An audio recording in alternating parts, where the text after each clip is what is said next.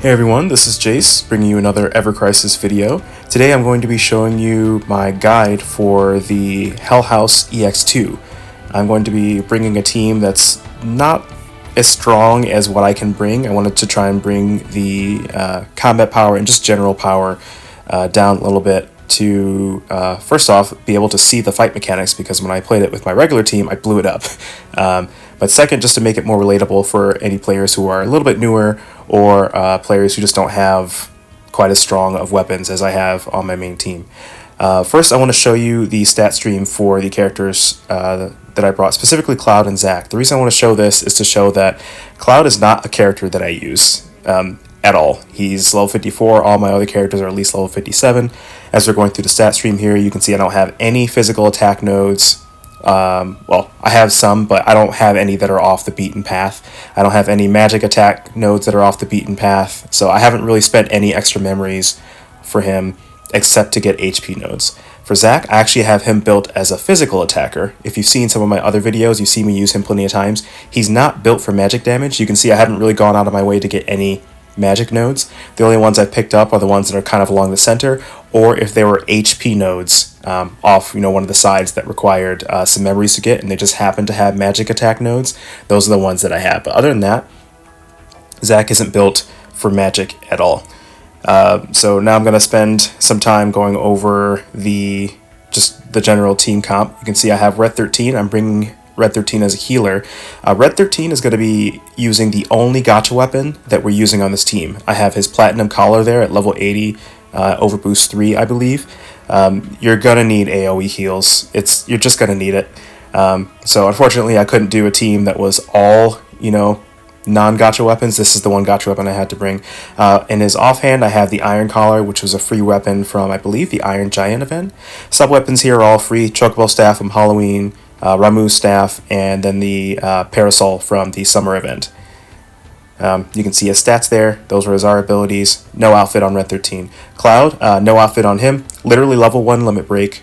Shiva's Blade from the Shiva Summon farming. The event weapon, the Christmas event weapon, not fully maxed out. OP6. The materia are just a couple of Rinras and then a Fyra, so that I can hit fire weakness. Sub-weapons, Glenn's free summer weapon, Buster Sword, and Sephiroth's free weapon from the Sephiroth critical threat event from a little bit ago. Here are Cloud's R abilities. I didn't go over Red 13's materia, but I brought Ice and I brought Fire so he can deal damage, and I brought Akira so he can do a single target heal. Zack, I took off his outfit. This is just the base outfit. Ifrit's Sword at level 60 because I don't feel like upgrading it. Iron Great Sword from, I think, the Iron Giant as well. Another free weapon. Materia are just Blizzard, because Fire is covered by his weapon. Some weapons are Lefko Kipseli, free weapon from the Sephiroth event, Vivi's magical gun from the FF9 crossover event, and then that's actually Matt's weapon from Christmas. It's not fully maxed out, it's OP4. Here are Zack's abilities, and this team is sufficient. I have a level 8 limit break on Zack, but level 1 for Cloud, so I feel like that's going to kind of balance each other out in terms of the power to make it a little bit more relatable. I'm running the Lunatic High limit break for Red 13. Anyway, let's go ahead and jump into the video. Okay, the first thing that the Hell House is going to do is he's going to summon 2 ice bombs. If you aren't super familiar with Final Fantasy, these enemies are in pretty much every Final Fantasy game, or maybe every Final Fantasy game. You never want to let them explode, and the first thing these two guys are going to try and do is explode on you. So what I do here is I'm holding just enough ATB to try and wait until the attack gauge is maxed before I use Zack's command ability a second time. Because when the attack gauge is maxed, you deal more damage than just regular attack gauge. You can see at the top he has a gauge. When he takes fire damage in this phase, that gauge will deplete. When the gauge fully depletes, he gets a massive physical attack down debuff on himself. With this team, if you don't deplete the gauge in time, Red 13 dies, and he has almost 6,000 HP. The ability Ice Stream that's charging up right now, it is that strong. It's an ice physical attack, so if you can't deplete the gauge in time, you might be able to get through it just by having some damage mitigation. I'd still recommend just focusing on depleting the gauge. So this whole time, I haven't been healing. I've just been focusing on trying to do as much fire damage as possible. And there we go. There are the debuffs. With the debuff active, specifically the physical attack down, my team's able to survive this pretty easily just by switching to defensive stance. He gets a physical defense down and magical defense down once you deplete the gauge, and he also gets stunned. You can see that the Ice Storm, or Ice Stream, ability froze in its casting bar.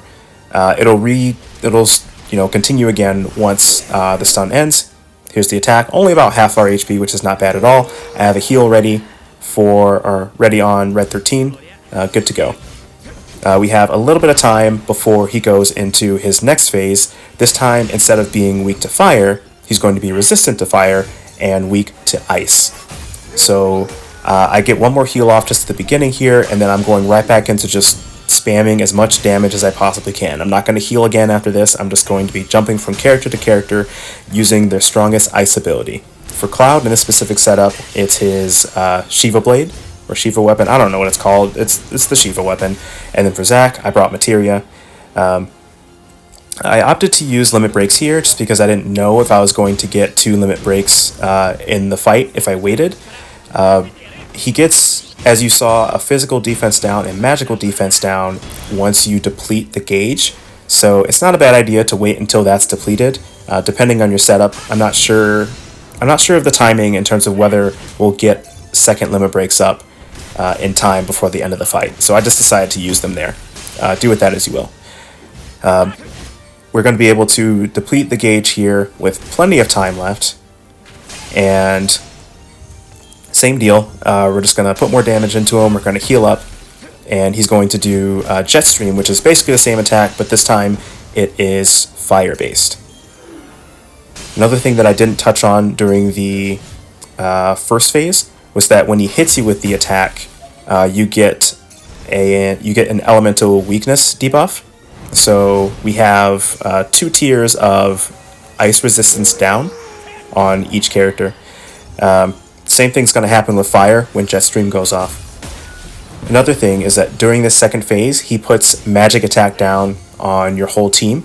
That's where Barret's Flash Your New Weapon comes into play. He's able to remove that by increasing magic attack by 2 tiers. I don't have Barret. I'm hoping to eventually get that weapon because it seems pretty nice with the heal all command materia. I'm excited to use Barret eventually. Anyway, that's not relevant to this fight. We've gotten past the second gauge. The next thing that he's going to do is he's going to start counting down. You do not need to panic. The first time I saw this, I was like, oh crap, he's going to hit me and I don't know when it's coming. No, he's going to count down. He's basically going to sit there and let you hit him. And then once he gets to 1, you're going to see a very clearly telegraphed gauge pop up. He's going to gain another gauge for you to break through with elemental damage. It's not quite as hard to get through as the other previous gauges, but his attack is going to charge up faster. So what I'm doing here is I'm trying to bank just enough ATB, just wait so that I don't overcap, but I want to have plenty ready to go. I see that it's ice resistance down, so I just start pumping ice abilities into him as soon as possible. You can see the gauge going down way faster than on the other abilities, but you can also see Heaven's Word is charging faster. It's the same deal. If you stall him here or get through the gauge, he gets, physical and magical defense down, a massive physical attack down debuff on himself, and this time limit gauges were up. I opted to use them when the boss was weak. So there's Cloud's level 1 limit break compared to Zack's level 8 limit break. He's stunned. We're going to continue putting more damage into him. You might have noticed I haven't used Red 13's Lunatic High limit break yet. I'm saving it for Heaven's Ward.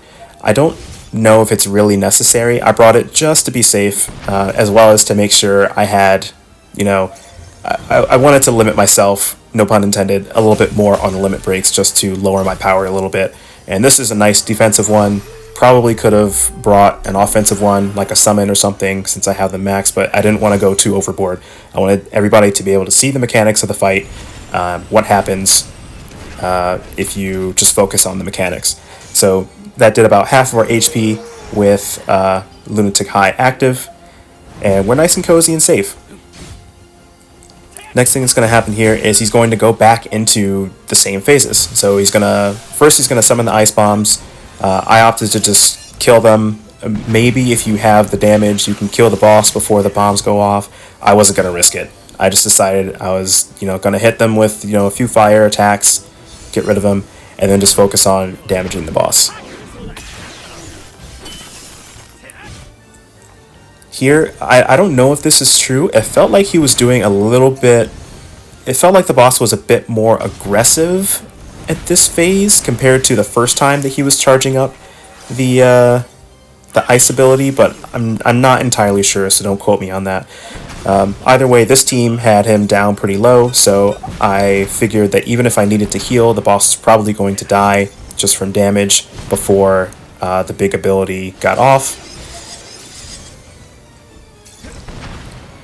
And I decided I would just go ahead and use my third limit breaks from Zack and Cloud, so maybe I didn't need to worry about limit breaks coming up at a specific time, and I ended up not even needing Zack's. Cloud's was enough to go ahead and finish off the boss. There you have it. That's the EX2 version of the Hell House fight. For those of us who are new, usually there's an EX3 released a few days, maybe a week after the EX2 for these critical threat fights. It's going to be much harder. At least it was for the last two critical threats that they did. But I wanted to get a guide out for the EX2 just in case anybody was struggling with it. I'll try to get a guide out for the EX3 as well. Anyway, hope it was helpful. Thanks for watching.